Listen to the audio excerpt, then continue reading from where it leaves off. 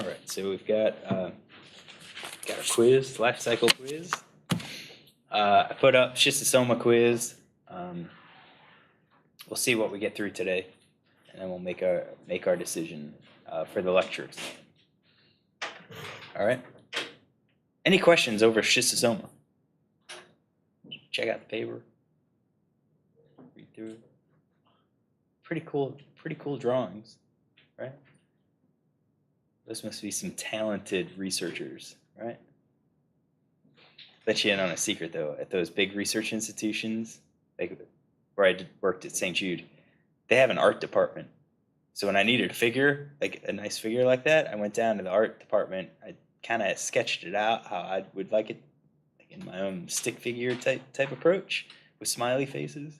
And then they came back, I don't know, a couple days later. The artist had it worked out. We looked at it, we met again, modified it. So they can do some pretty cool stuff. When you get to a big research institution like that, they've got the goods. They also have an editing department, so you kind of write your paper, go back and forth with your advisor, right? And then you send it to the editing department and they read through it. You tell them what journal, and they go through, read through it, check for grammar, check for if it's cited properly, you know, if you're following the journal's contents instead of back. I mean, really takes a lot of time off the researchers.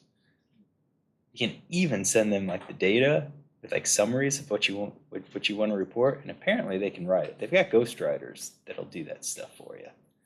So, yeah, college friend, that was part of his business of what he did was gets the data, like he had the science background, gets the data and would write the paper for the faculty members. If you like writing, there's jobs like that for you. All right, monogenes, the Monogenoidea. All right, that's our next. So we're still in Platyhelminthes. We've got, we did the class Digenea. Now we're in the class Monogenoidea. I should say class Trematoda, subclass Digenea. So we are in the class Monogenoidea. These are the monogenes, so named because they only have one reproductive cycle. Right, so we don't have that asexual reproductive stage, or the parthenogenic stage, cloning stage. Most of these are ectoparasites of fish. There is an exception, Oculotrema hippopotami. Right, so just based on the name, what host do you think it infects? Hippopotami. Exactly. Where do you think they infect? The eye. Yep, they live on the eye of hippopotami. So yeah, but most of these are ectoparasites of fish. We do see a lot of host specificity and site specificity. All right, so you go up to a species of fish, that fish could be the host for a very specific species of monogene. That monogene might not be able to infect any other host, just that one fish species. Not only that, but when you find them, they're going to be only found in certain locations. Not always, but let's, for example, say that you are finding this parasite on the third gill arch, on the dorsal half of the third gill arch. They will always be on the third arch, or the dorsal half of that third gill arch. So you can see a lot of host and site specificity. Makes it kind of easy to identify and define, because if you know where they're found, just go to that same spot. And once you've identified one of the individuals, then basically any other individual you find are going to likely be the same. What could cause them to be that specific? Like the gill arch? So the gill arches are going to have different water flow rates through them. It's going to have likely different, slightly different. You'd assume it's uniform, like epithelial thickness is uniform throughout all of them, but it's hard to say, hard to judge. Not sure if people have really looked at the why aspect of it. You found them, right? Monogenes? Yeah. Yeah, you looked at them. They're small. Yours are small. All right, digestive system, same as a trematode. So ceca, pharynx, mouth, whatever. Mouth could be actually subterminal. So instead of having the mouth at the very anterior part of the worm, it actually could be on ventral surface of the body. Excretory system, since these guys are ectoparasitic, right, they're going to be exposed to their water conditions. They have a developed osmoregulatory system. So really, what we're talking about is that flame cell system, the protonephridial system. Two sides, they usually empty into two contractile bladders, two excretory bladders that can contract. So we often refer to them as being paired, all right? And each of them would open up into their own pore, so that way, instead of taking excess water from all the worms and trying to force it into one bladder, you've got each side has its own bladder that's dumping all of that excess water. Reproductive system, these are monoecious. So male and female parts in the worm. However, cross-fertilization appears to be the rule. So you don't normally see self-fertilization in these worms. Also, their system is separate. So in our digenetic trematodes, think Clinorchus, think Fasciola, oftentimes you have the male and female system converge into a shared genital pore. And we're going to see a shared genital pore again in some of the cestodes that we're looking at. Not so with these guys. Their reproductive systems are separate. So in order to transfer sperm to the female side, to the seminal receptacle, you need to mate with someone.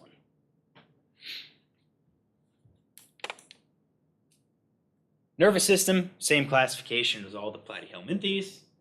We don't need to go more into that. And for the nutrition, they feed off of blood, they feed off of mucus, they can feed off of epithelial cells.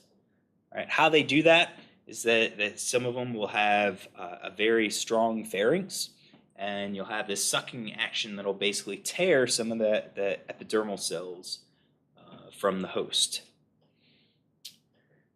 That makes it potentially pathogenic for the host, because now you are damaging the epithelial surface. And if you're damaging that surface, you expose the host to, let's say, secondary bacterial infections. Not just secondary bacterial infections, you can also have inflammatory responses that then hinder or potentially hinder the host. So a lot of these that we see, or at least that we'll find here in our area, would be gill parasites. So you have these guys living on the gills, feeding on the mucus, feeding on epidermal cells, damaging the cells to get to blood.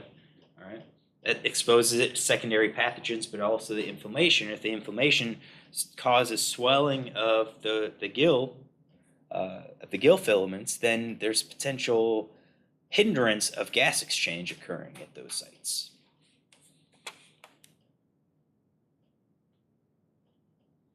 Ready? All right, body plan of these guys is, I'm going to say, somewhat simple. We could break it down into 4 regions: a cephalic region, a trunk region, a peduncle, and then the hapter or the opisapter. Break down into these 4, and we're going to hit each of those 4 and kind of describe what each of them does. So the cephalic region consists of the prohapter. The prohapter is a collection of adhesive and feeding structures. Sometimes it's going to be more developed, more apparent in certain species than in others. Like in this one, it just kind of looks like it has an oral sucker at the head part. You would just call that the head organ. All right, and then you can see the pharynx, and this also has a subterminal mouth in this case. Subterminal mouth, pharynx. In this prohapter, it could include sensory papillae and other sensory organs. So mechano or tactile receptors. You can have chemical receptors in these areas. And you may have a sucker, you might not have a sucker. So the Broraptors at the anterior end is a collection of adhesive and feeding structures.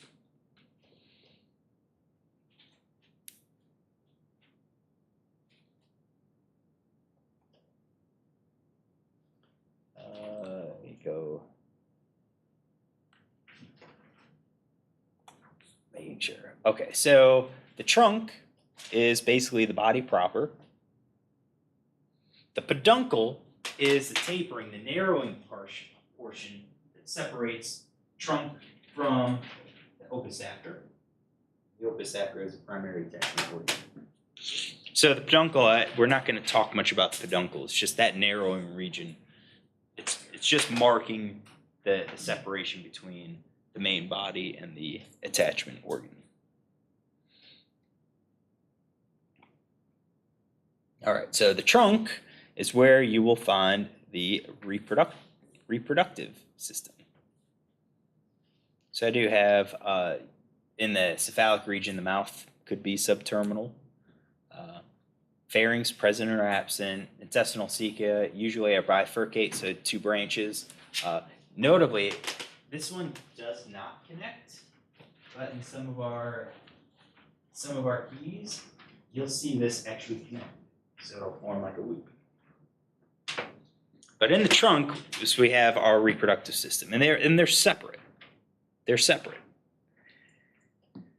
The arrangement's the same that we've seen in the digenetic trematode. So you've got your ovary, your oviduct, your ootype, uterus, vaginal opening, vagina, and then your seminal receptacle usually connects to the oviduct in some case, or actually, we're kind of going backwards. So we don't have that area. So ovary, oviduct, ootype, uterus, and that goes to, that the egg will come out of the birth report at that point. But then you can have a separate vaginal opening that leads to the vagina, and then the seminal receptacle, and a independent duct that then leads back to the ootype. So patterns, just trying to go for a general pattern, still there, but the arrangement's a little bit different. So like for us, with the digenetic trematodes, you had that shared genital opening, or that genital pore, where the seminal receptacle, any sperm that gets transferred, goes through the uterus to get to the seminal receptacle. Not so with these guys.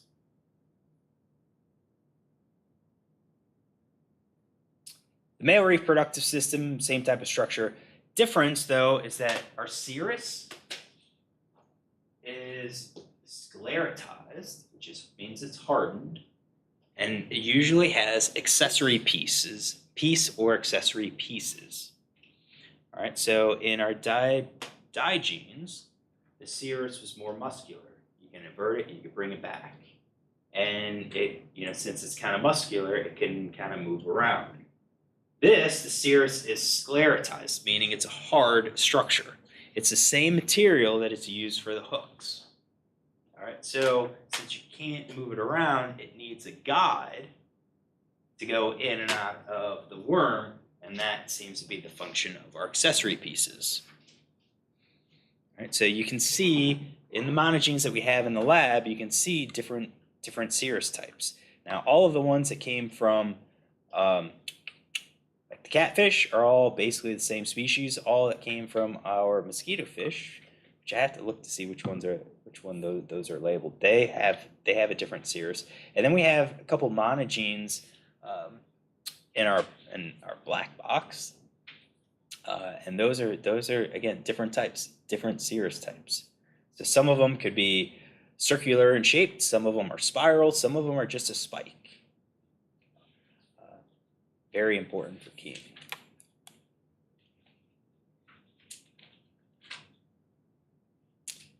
Key for these guys is the opisthapter. They're ectoparasites. They live on the surface of the host. They have to be able to hold on really well. And that's the function of our opisthapter, attachment.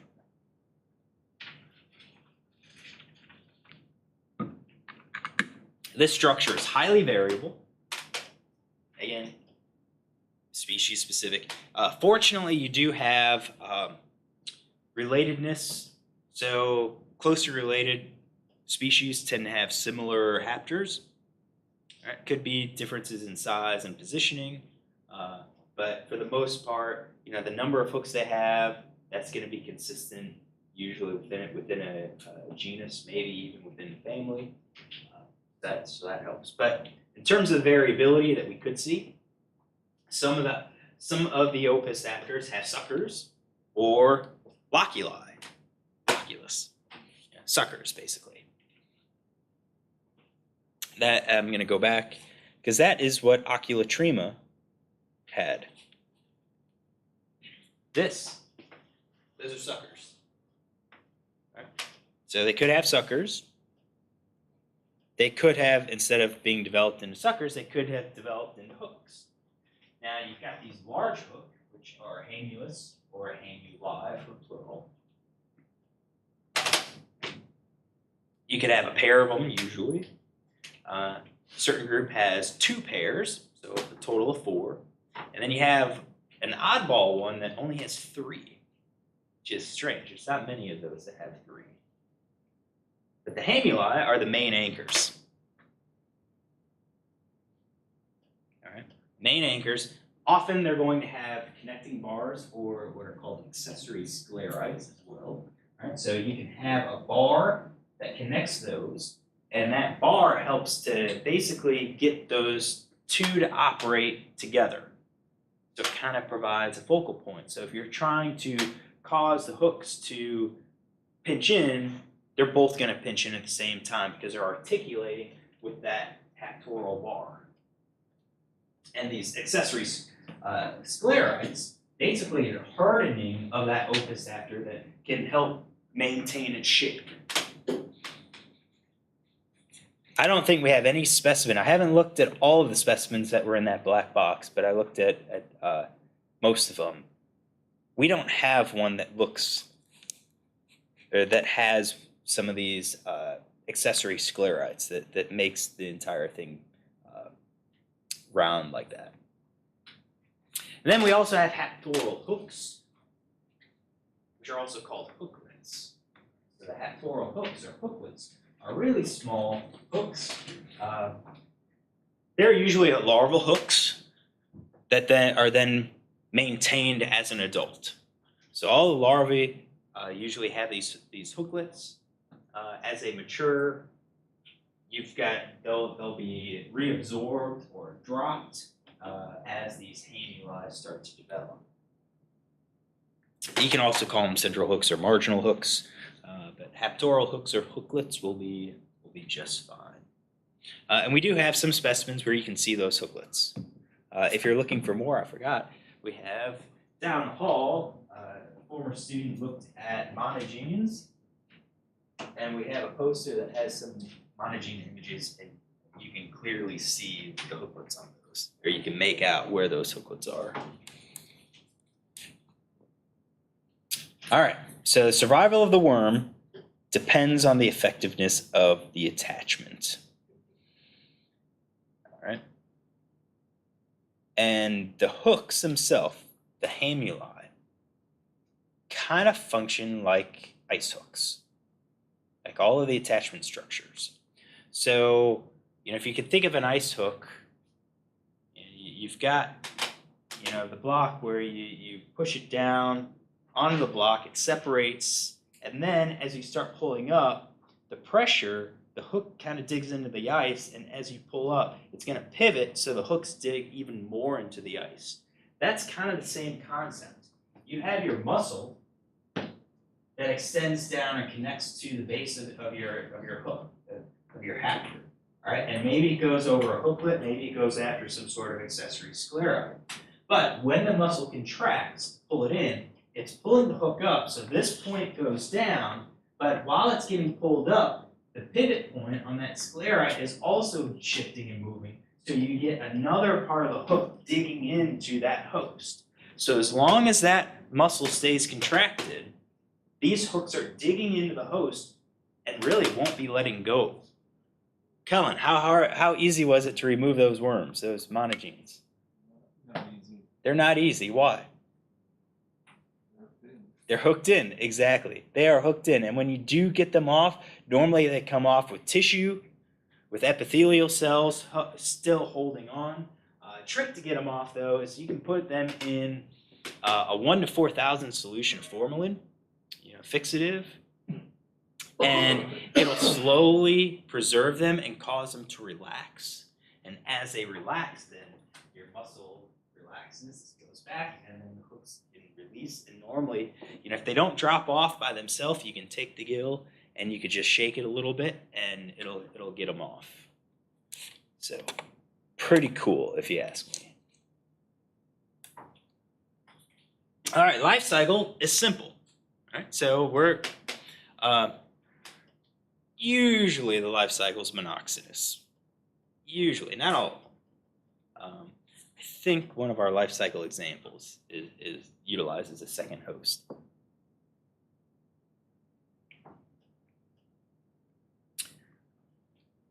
Generalized life cycle, egg. Egg will hatch, release an oncomycetium, and that oncomycetium then attaches to the next host and develops to the adult. We do have some live births. So Gyrodactylus, we had one. We were thinking, oh, maybe that was, Hamula or the cirrus in there. No, I forgot. It was Gyrodactylus. Gyrodactylids give birth to live young. So the egg and the oncomycetium just isn't there. You give birth to basically an adult, and as that's developing, you can have another individual inside of there. So sperm transfer that occurs. So what's this oncomycetium? Unfortunately, we have another name for a larval stage, for a ciliated type of larval stage. Right? We have oncomycetium, we have a mycetium, and then we have the third, which is Acanthobothrium, or Cotylocydium.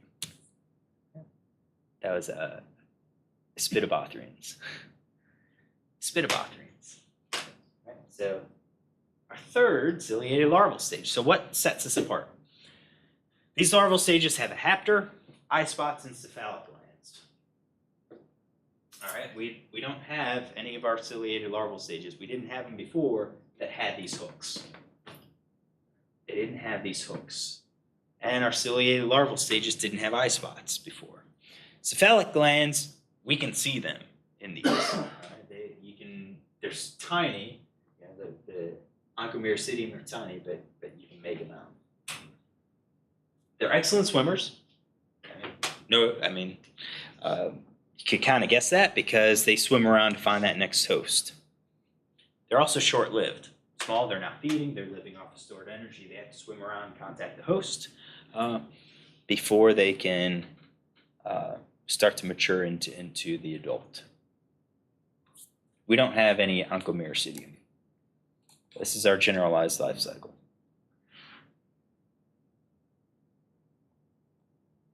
Ready? All right, let's get to our diversity. Very great diversity in this group.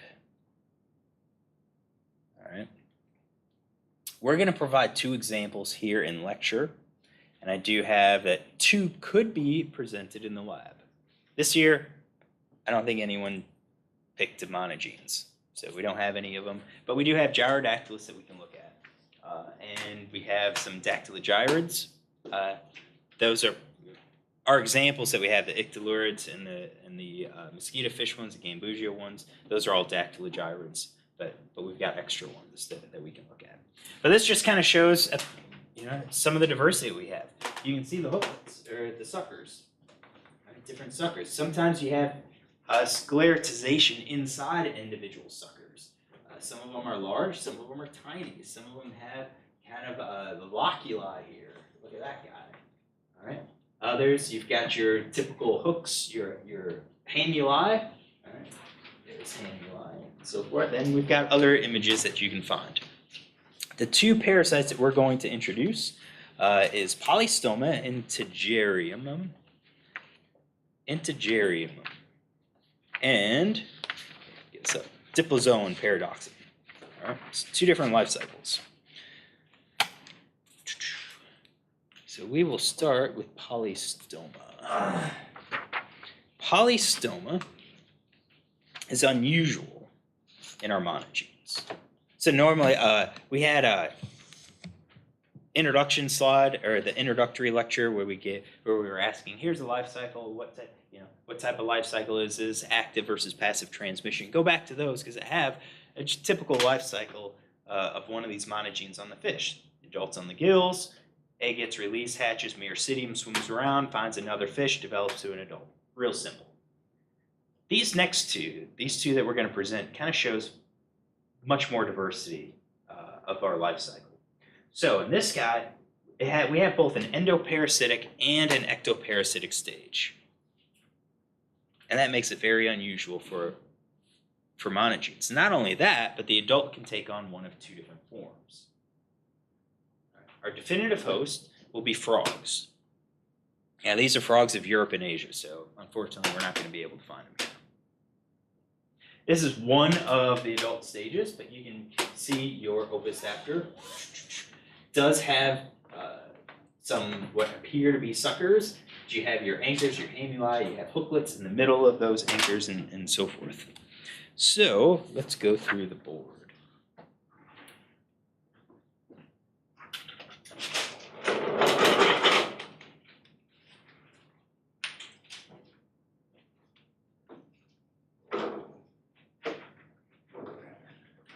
You piece of chalk. I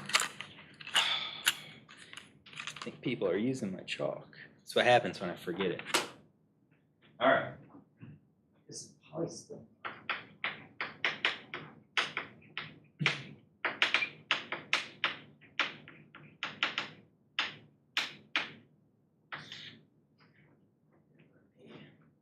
Got to enlarge this. Polystoma. All right. So our definitive host is a frog.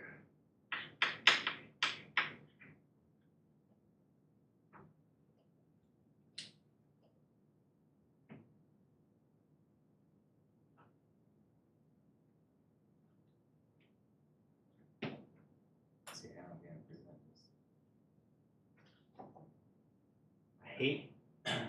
I like to put in like boxes where the host is so you can see what's on the inside. We're not going to be able to do that here. So we'll key out when they go internal. All right, so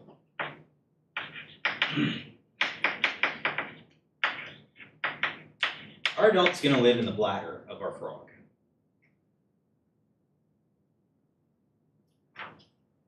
Adults are going to reproduce and pass egg in the urine. Eggs in the urine. The eggs take about 25 to 50 days, 20 to 50 days before they develop and hatch.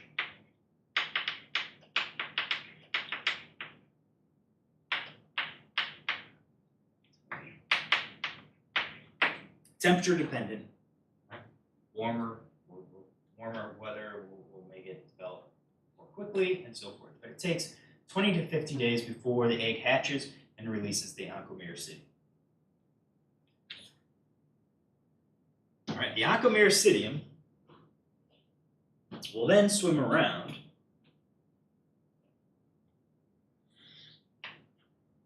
and tadpoles and infect the tadpoles. Contact the tadpoles where they attach to the gills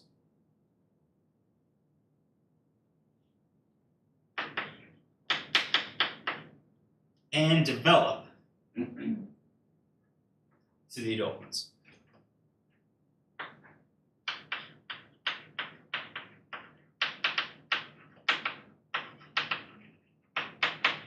If this tadpole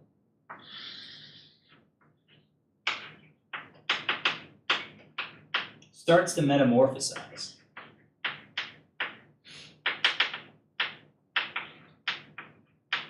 what happens? So what happens during metamorphosis for frogs?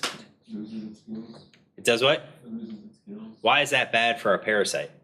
That's where it lives. So that's where it's living. All right. So once metamorphosis happens, the gills are going to start to be lost and reabsorbed. So now these developing metamorphosizing.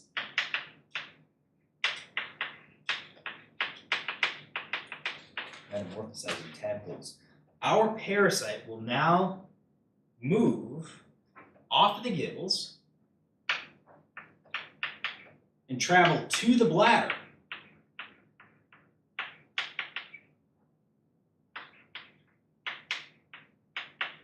But they don't do so by going down into the stomach and gut and then penetrating out of the gut. They leave the gills, travel ventrally along the skin of the tadpole to get to the urogenital cord. And then they go up into the urogenital cord to get to the bladder. And then here,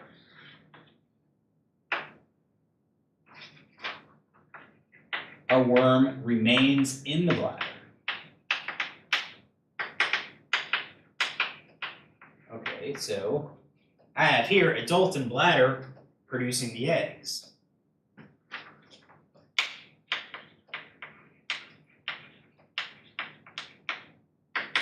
Reproduction is triggered by reproduction in the frog host.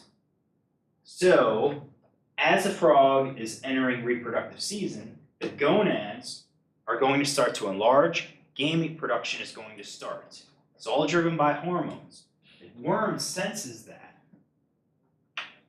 and will then start to reproduce and produce eggs.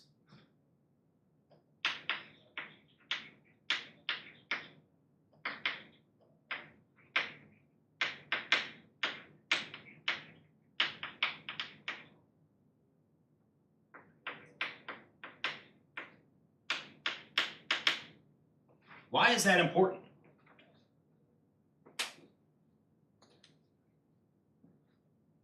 Why is that important? Because the frogs are about to release their offspring, preparing to launch on the tadpoles. Yeah, so these guys are going to tadpoles. What good is it to start reproducing and dumping eggs if there's no tadpoles?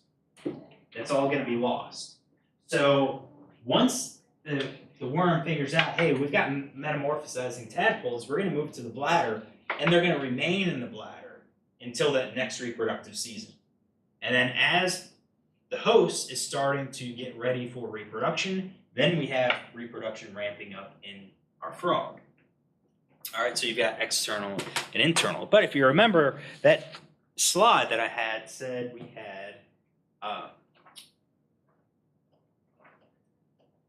two different life forms.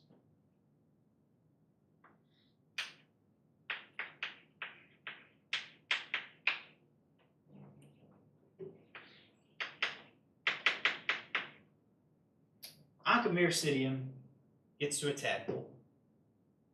And if it infects a tadpole early enough, or if metamorphosis is delayed for long enough, our host, or our parasite, I should say, will become a neotenic adult.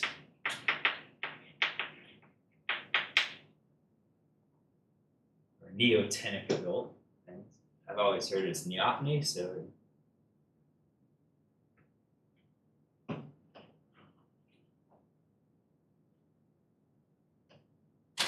The difference with this adult stage, it's going to be narrower in its body.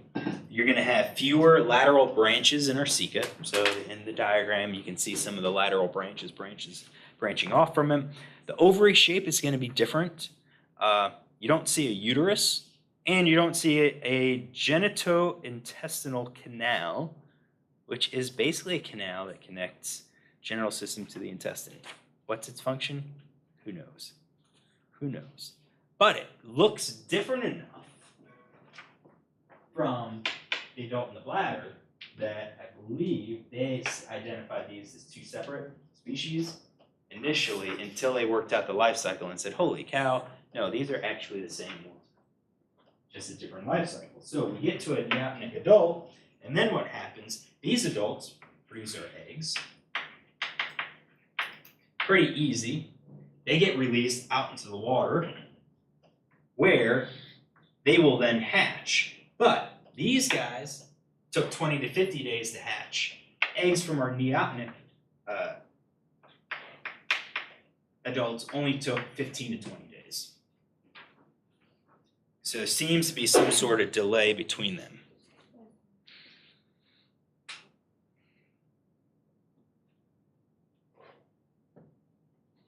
We have one more.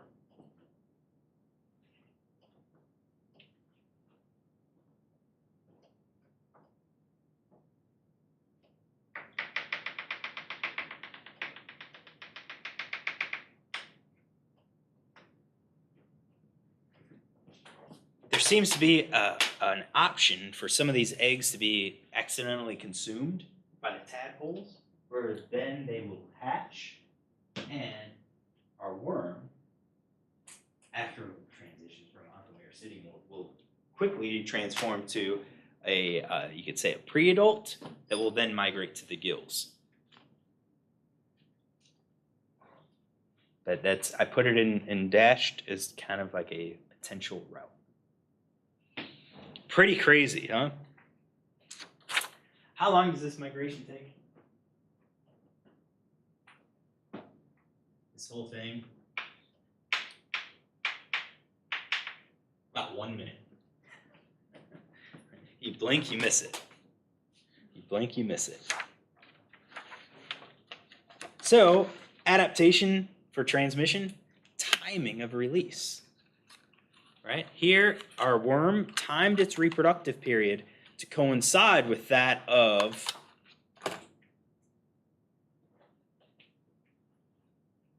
our host, to ensure that our next host, those tadpoles, are going to be around. Questions? Yes? So is it like just the population of like that one frog is just like the same family that it travels in, or how does it get like different others, like, not different organisms, but like Different frogs? yeah, different frogs. Oh, the frogs commingle. So you're not going to have the nest, you know, the frog nest be in different places. Tadpoles are all going to commingle. But yeah, definitely a possibility of, if you don't have that commingling, that you are infecting families. So I'm a little confused about like the definitive host and the intermediate host. So like technically, since that tadpole can have the adult that can reproduce eggs, is that considered a definitive host, or is it intermediate? They both can produce eggs. Okay. So the tadpole and the frog can both be definitive hosts, right? So that's, yeah, this is one of those where it's a bit difficult to kind of separate clearly. If we go this route, then you would probably say the tadpole is the intermediate host, but it's a stage thing. Yeah. Definitive host is still whatever frog species that is. It's just tadpoles would be our intermediate host, and your adult would be same. But remember, if you go this route, this is the same individual. So it's still just one host. It's the same individual. So yeah, I don't think you would separate definitive and intermediate hosts in this case. Any other questions? All right. Do you have a quiz? So let me stop the streaming. We'll take this quiz.